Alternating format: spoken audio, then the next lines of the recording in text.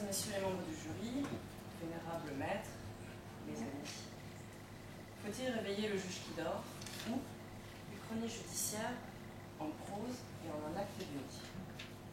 Chers juges attentifs, une brève présentation des personnages s'impose. Les principaux protagonistes. Le cœur, en l'espèce, la vox populi. Mémoire, qui dévide les fils de l'histoire. Le juge, endormi, ça va de soi. Les petites mains. Tout d'abord les Templiers, gardiens du fisc, une invention saugrenue dont le seul mérite est de réveiller l'ingéniosité du contribuable pour y échapper. Et gardiens de l'ordre, quel qu'il soit, mais surtout le leur.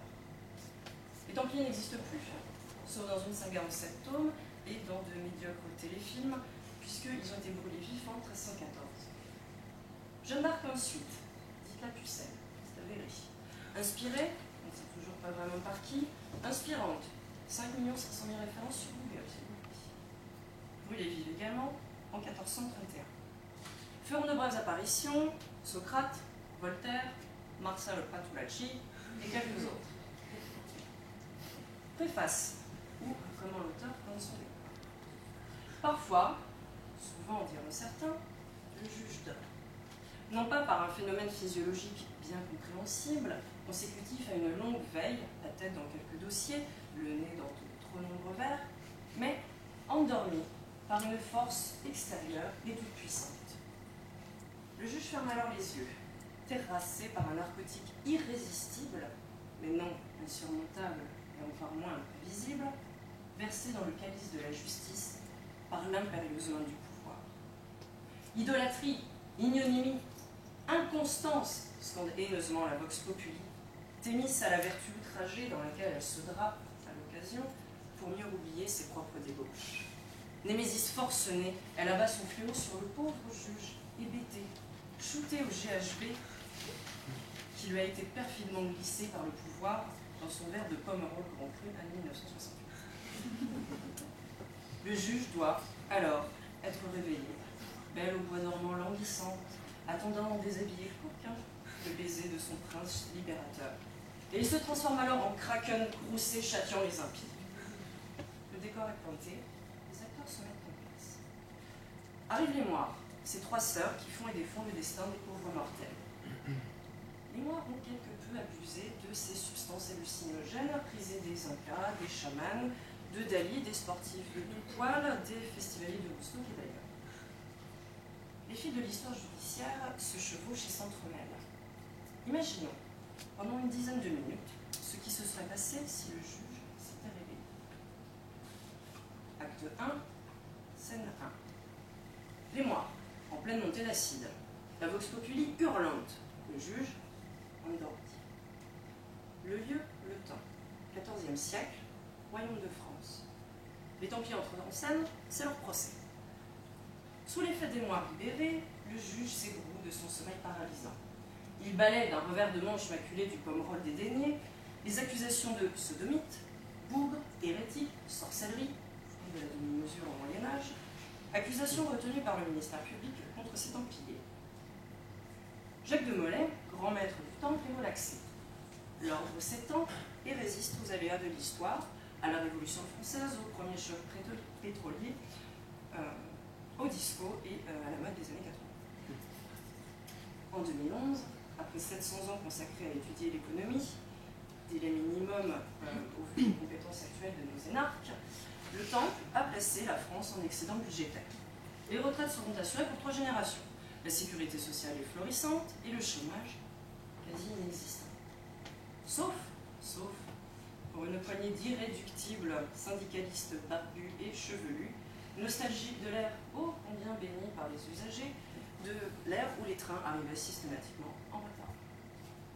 En 2011, remercions le juge de s'être réveillé, puisque grâce à lui, le paisible représentant de l'État, qui toque aimablement à votre carreau de voiture, un rictus de jouissance se lève à l'idée de dresser procès-verbal, ce doux fonctionnaire donc se présente ainsi, frère Patulacci, templier du second ordre et gardien de l'ordre avant tout.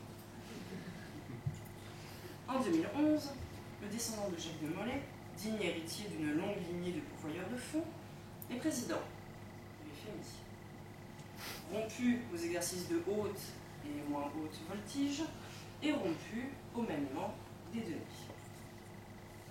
Scène 2. Les moires surexcités, la vox populi est presque aphone, et le juge toujours endormi. Jeanne d'Arc fait une entrée incendiaire sur la scène, caracolant sur son blanc destrier. Rappelons à nos juges attentifs ici présents que l'ouest de la France est déjà occupé par les Anglais, séduits par la douceur de vivre, l'élégance des femmes, le French kiss, le climat, on les comprend, et la variété française, on les comprend. Jeanne, donc, emprisonnée pour sorcellerie, pas encore, attend que le juge se réveille de sa sieste, conversant aux araignées de sa cellule puante.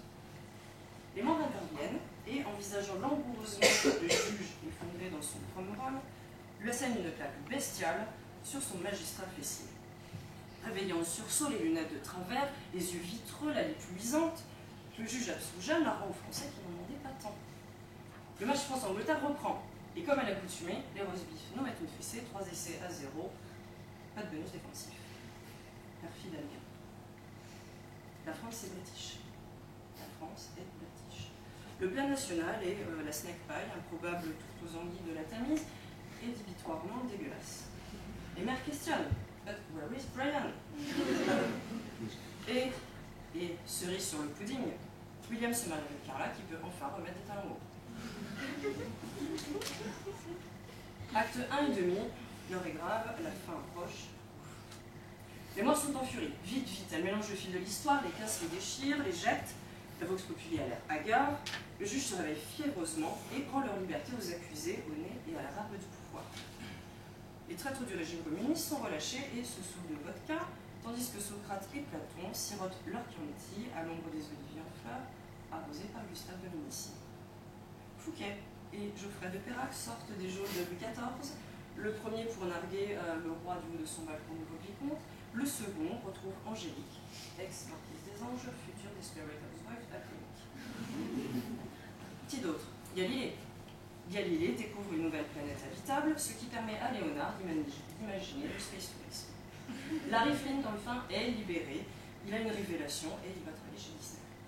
Alors oui, au vu de ces quelques considérations historiques, oui, le juge endormi doit être réveillé. Mais rendons justice à la justice aux yeux fermés. Quand le juge dort, l'injustice réveille l'artiste. Sans ce sommeil, point de traité de la tolérance de Voltaire. Qui se souviendrait d'un pontifiant « Je suis d'accord » au lieu du lapidaire « J'accuse ». Solzhenitsyn serait le nouveau Houellebecq, concours de l'année avec la carte et le territoire de l'archipel. Le best-seller millénaire, ce serait le Code d'Hammurabi et non la Bible. Camus et Kafka pourraient enfin partir en vacances à Saint-Tropez sans se préoccuper d'un vague étranger ou d'un procès abscon. D'ailleurs, ils seront rejoints par Arthur Miller, qui a abandonné son projet sur Salem, une paisible et amicale bourgade du Massachusetts. Pasolini serait toujours vivant. Et oui, il serait toujours vivant, puisque Sade n'a pas goûté au confort des prisons du XVIIIe siècle, et donc il n'aurait jamais écrit Les 120 jours de Sodome. Nous n'aurions jamais pu lire le De Profundis d'Oscar Wilde, et les amoureux, désespérés, seraient réduits à plagier qui? Barbara Cartland, Marc Lévy, pour écrire à Lambel. La justice éveillée, Éluard n'aurait pu composer sur ces femmes éprises de l'ennemi, puisque les histoires d'amour ne sont plus un crime de guerre. Comprennent qu'il faut